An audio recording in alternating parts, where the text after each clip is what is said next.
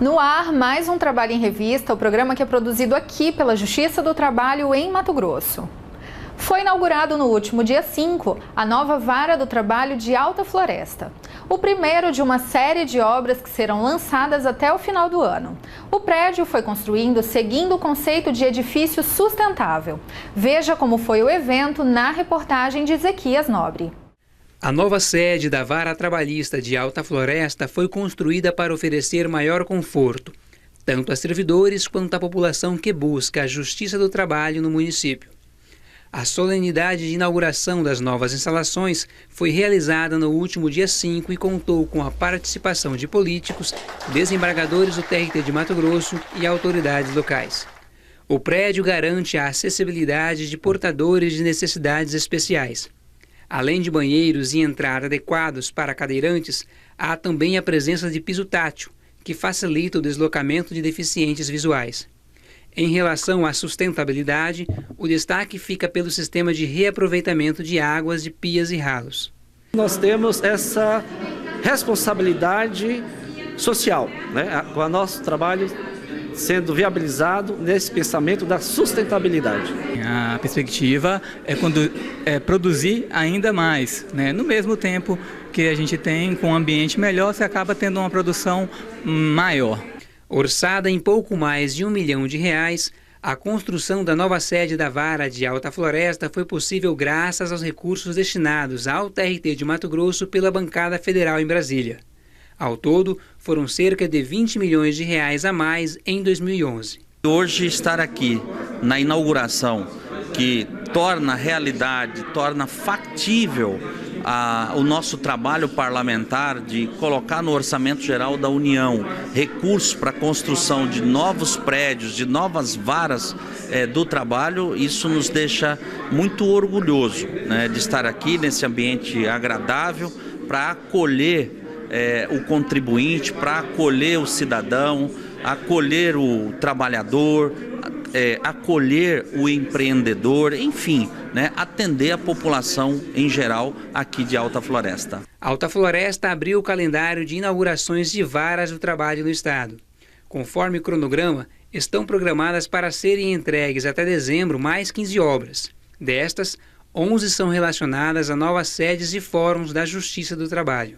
Como é que é enxergar uma obra iniciada lá na sua gestão ainda, pronta, entregue hoje para a sociedade aqui de Alta Floresta? A satisfação é muito grande porque as varas são instaladas sempre com um prédio improvisados, cedidos pelo município, adaptados pelo tribunal e nunca atende a funcionalidade que a gente deseja. No passado, o tribunal construía varas sem estacionamento, sem jardinagem, e ficava uma cobrança dos servidores, dos juízes, e o tribunal, as administrações futuras ficavam por dar o acabamento final na obra.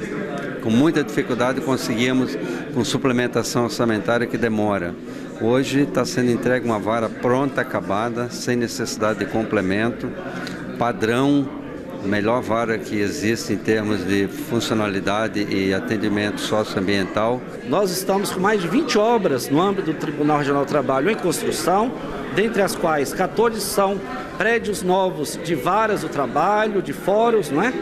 E ainda de postos avançados, de forma que hoje nós estamos presentes em todo o território mato-grossense, atendendo a todos os municípios que nos buscam essa prestação justiça da Justiça do Trabalho, que é uma justiça especializada, uma justiça social, ela tem que ser acessível ao empregador e principalmente ao trabalhador. A Vara de Alta Floresta foi uma das 8 criadas em Mato Grosso no ano de 1992. O novo e moderno prédio é o quarto a abrigar a Justiça do Trabalho no município. Há 20 anos atrás, quando nós tivemos o início da Vara do Trabalho aqui em Alta Floresta, era uma casa de madeira, uma casa simples, onde foi instalado a Vara do Trabalho. E hoje nós tivemos uma grande evolução, com a inauguração desse novo prédio, um prédio bonito, um prédio aconchegante. E eu digo que o Tribunal do Trabalho está de parabéns com essas sedes, fazendo essas novas sedes no estado do Mato Grosso. E assim fazendo novos prédios para atender principalmente o cidadão. Direto de Brasília, você vai saber da decisão do Tribunal Superior do Trabalho sobre uma indenização para a secretária, que após voltar de licença de um tratamento contra um câncer, foi dispensada do trabalho.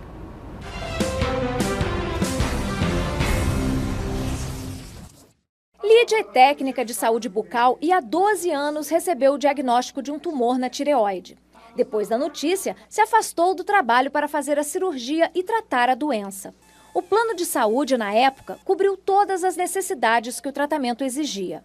O tratamento é muito caro e eu não ia ter condições de fazer sozinha, porque é caro os exames, cintilografias, tudo é bem acima do esperado. Então, o plano de saúde nessas horas, é bom ter plano de saúde por causa dessas horas difíceis. Depois de um mês afastada, Lídia voltou a trabalhar normalmente e seguiu com o tratamento de radioiodoterapia. E até hoje faz exames de controle da doença. Mas para ela, o retorno ao trabalho foi a melhor terapia. Voltar a trabalhar foi um ótimo momento em saber que foi resolvido o problema de saúde, que nem todos conseguem sair sem problemas de uma cirurgia de uma doença grave. Uma secretária em São Paulo não teve a mesma tranquilidade para cuidar da saúde. Ela precisou se afastar do trabalho para fazer o tratamento contra o câncer. Só que um mês depois que voltou a trabalhar, foi dispensada sem justa causa e ainda perdeu o plano de saúde que usava para tratar a doença. A trabalhadora pediu na justiça indenização por dano moral.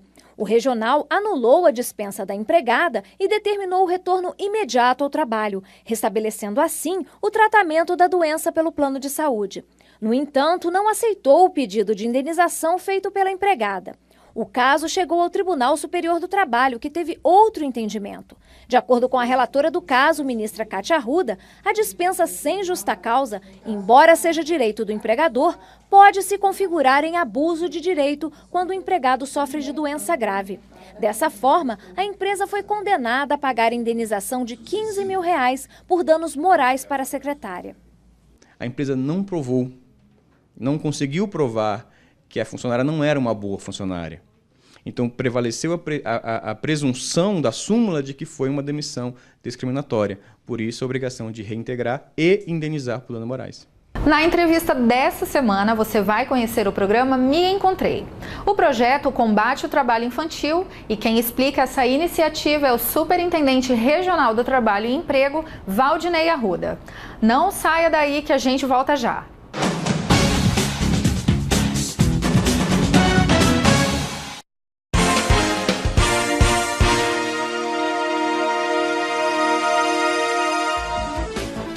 O Tribunal Regional do Trabalho de Mato Grosso dá mais um passo para garantir uma justiça de qualidade ao alcance de todos os cidadãos. Nessa nova etapa, todas as varas terão suas sedes próprias. Em 1992, ano de criação do tribunal, além das 2 juntas de conciliação e julgamento de Cuiabá, existiam apenas 3 unidades no interior do estado. Atualmente, são 29 varas do trabalho no interior. E para consolidar esta expansão, o TRT entregará 14 novos prédios, sendo 2 deles postos avançados. Facilitar o acesso à Justiça do Trabalho sempre foi o objetivo do TRT, que nessa nova etapa investe na qualidade de sua estrutura. A construção desses novos prédios garantirá ambientes de trabalho mais adequados a magistrados e servidores. Já o cidadão terá mais acessibilidade e melhores condições para ser bem atendido. Com padrão de qualidade na estrutura, tecnologia e nos serviços ao cidadão, é a Justiça do Trabalho em Mato Grosso cada vez mais presente.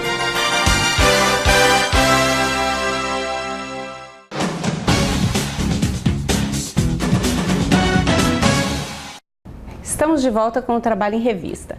Está sendo concluído em Cuiabá o projeto piloto do programa Me Encontrei, de combate às piores formas de trabalho infantil.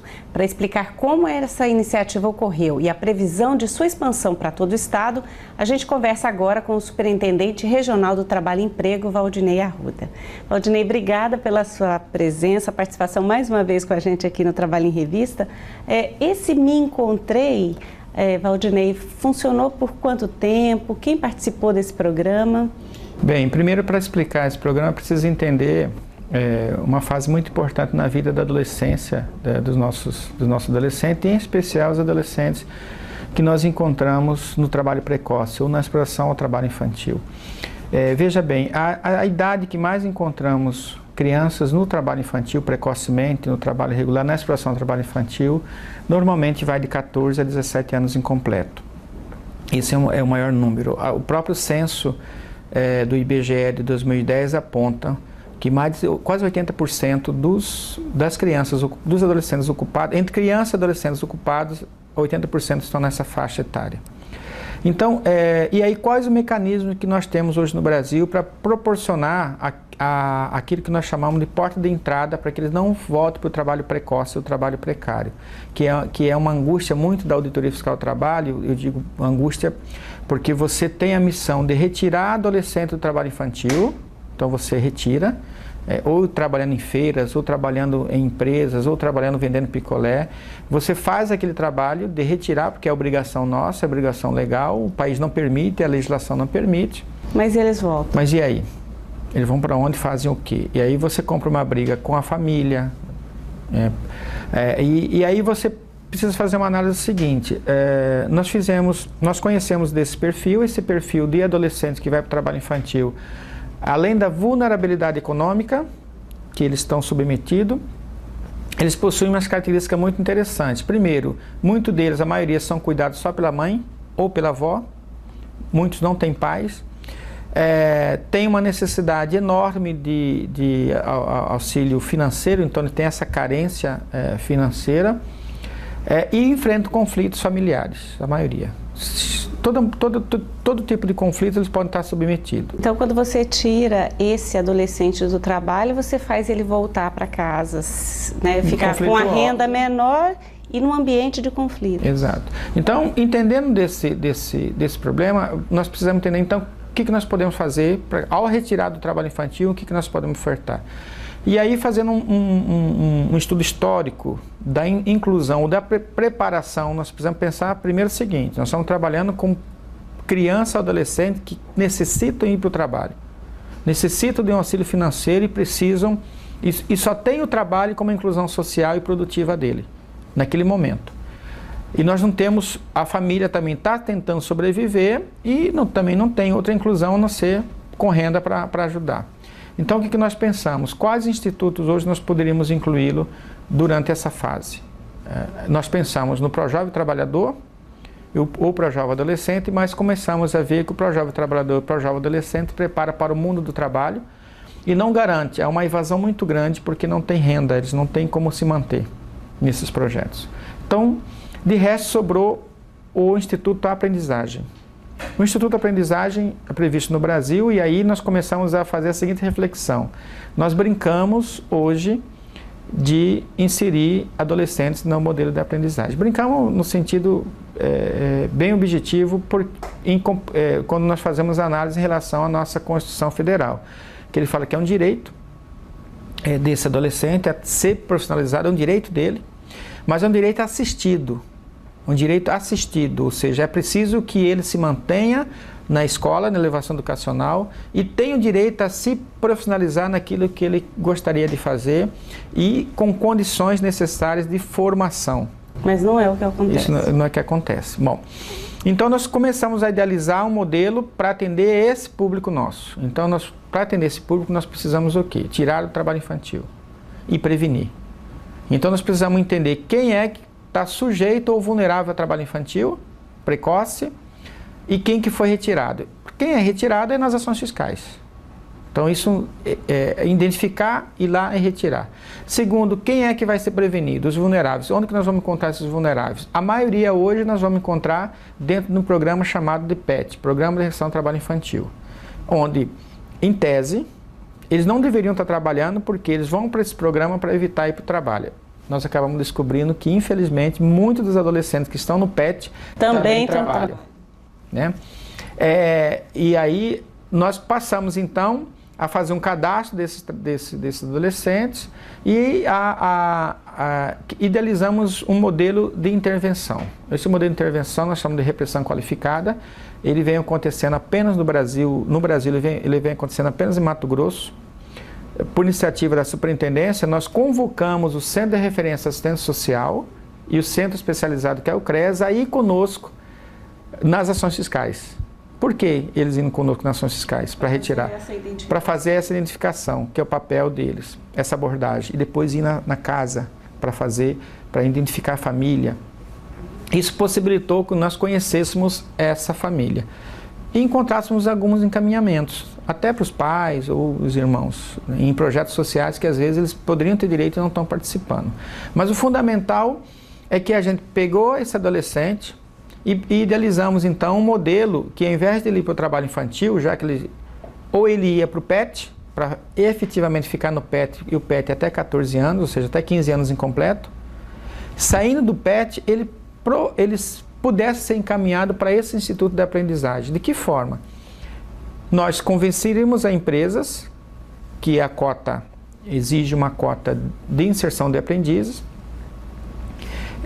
a adotar esse adolescente naquela cota dela. Então isso já é uma sensibilização para as empresas. Isso já ação desse programa Me Encontrei. Do programa Me Encontrei. Segundo, nós idealizamos um modelo de aprendizagem a ser ofertado a esse adolescente que garantisse a permanência dele, inclusive com reforço de competências, porque são alunos com conflitos, problemas de escolas e tudo mais. E aí, então, um diálogo com quem? Com o Sistema S, que participa do projeto. Então, Senai e SESI idealizaram os primeiros cursos especializados para esse aluno e depois o SENAC também. Isso há 2 anos? Isso há 2 anos. Só que, exatamente, só que todo o projeto se inicia da seguinte forma. A gente idealiza o modelo, escreve esse modelo de intervenção, que nós chamamos de modelo articulado, distribui tarefas para cada instituição e vão para a prática. Então, como que foi a prática? Nós iniciamos, há 2 anos atrás, com um projeto piloto com 50 alunos. E foi 50 alunos que todos nós apanhamos muito, aprendemos muito, porque a verdade que a gente descobriu é que nós, instituição, não estamos preparados para receber esse tipo de público. Por isso eles são excluídos. O sistema, da forma que existe, o sistema de inclusão nas escolas, o sistema de inclusão no sistema de aprendizagem, não foi preparado para trabalhar esse público. A verdade foi reconhecida. Nesse primeiro grupo de 50? Nesse primeiro grupo de 50. E aí? Se nós não fizermos uma ação proativa, esses adolescentes não participam do modelo de aprendizagem que o Brasil fornece. Não participam. Eu vou dizer um exemplo claro. Hoje as empresas, para receber adolescentes, para entrar na cota deles, fazem uma pré-seleção. Só os melhores passam. Esses alunos, nenhum vai passar, por conta de todos os problemas que eles possuem. Isso é um primeiro ponto. Então nós fizemos. Segundo, os conflitos que eles levam para a sala de aula. Então nós tivemos problema de conflitos familiar, nós tivemos problemas relacionados à dependência química, nós tivemos problemas relacionados à defasagem e autoestima, dificuldade de aprendizagem. Superamos muito deles, porque o investimento de assistência a esses adolescentes necessitou de um esforço enorme, e eu falo esforço enorme de quem estava à frente, principalmente quem estava à frente no dia a dia. E aí, incluindo o Sistema S, parabenizar principalmente o SENAC, o SENAI e o SESI, porque os profissionais de lá são extremamente competentes, apaixonados pela causa, e é fácil se apaixonar por um adolescente que quer sair desse problema, e os auditores que participaram diretamente. Eles, no dia a dia, os auditores e os servidores do Ministério do Trabalho, que criaram um grupo para participar desse trabalho. Então, no dia a dia mesmo, inclusive problemas relacionados aluno que teve problema com vício, né, para fazer todo esse acompanhamento, não perdê-lo, que nós trabalhamos com esse objetivo, nós procuramos não perder o aluno. Então, essas dificuldades foram todas aprendidas e tratadas no dia a dia. Superintendente, você disse que no início foram esses 50, mas ao final agora do programa, 2 anos depois, quantos adolescentes vocês estiveram incluídos nesse programa e agora qual que é o balanço de quem está terminando? O balanço é satisfatório, nós tivemos várias turmas já concluídas, entregues à diplomação. A evolução desses adolescentes nesse programa é muito satisfatório, qualitativamente, a mudança de vida, a mudança de postura, autoestima, o reconhecimento do dia a dia desses adolescentes é sentido na pele pelos profissionais. Nós tivemos nesse início com 50 turmas, depois abrimos outras turmas específicas. Nós devemos chegar agora no final dessa primeira etapa, que envolveu a articulação direta com a Organização Internacional do Trabalho, num programa em que houve auxílio, um pouco auxílio financeiro dessa instituição da OIT, em mais de 300 adolescentes assistidos, diretamente. Nós falamos diretamente porque indiretamente há outros trabalhos realizados com a família também. E agora, superintendente, há previsão de expansão? Porque esse projeto piloto foi só Cuiabá. Foi só Cuiabá. A intenção agora a partir desse aprendizado que nós tivemos, rever os conceitos, rever o que nós erramos, aprimorar os acertos, principalmente os acertos. O grande motivador é o que provoca de alteração na vida dessa família, desse adolescente, isso é um motivador. É difícil, é trabalhoso, mas agora a intenção é a gente rever todo esse papel de cada instituição, repactuar, garantir uma maior sustentabilidade e expandir. A intenção nossa é aprimorar aqui em Cuiabá, ou seja, ampliar a cidade de Cuiabá, incluir Várzea Grande, e Rondonópolis inicialmente ainda este ano. A partir de 2014, a intenção é que a gente comece aí sim expandir para os outros municípios do estado de Mato Grosso. Superintendente Regional do Trabalho e Emprego, muito obrigada por todas essas informações. Tomara que dê certo e que a gente volte a se encontrar aqui para falar sobre essa expansão e os resultados em todo o estado desse programa Me Encontrei.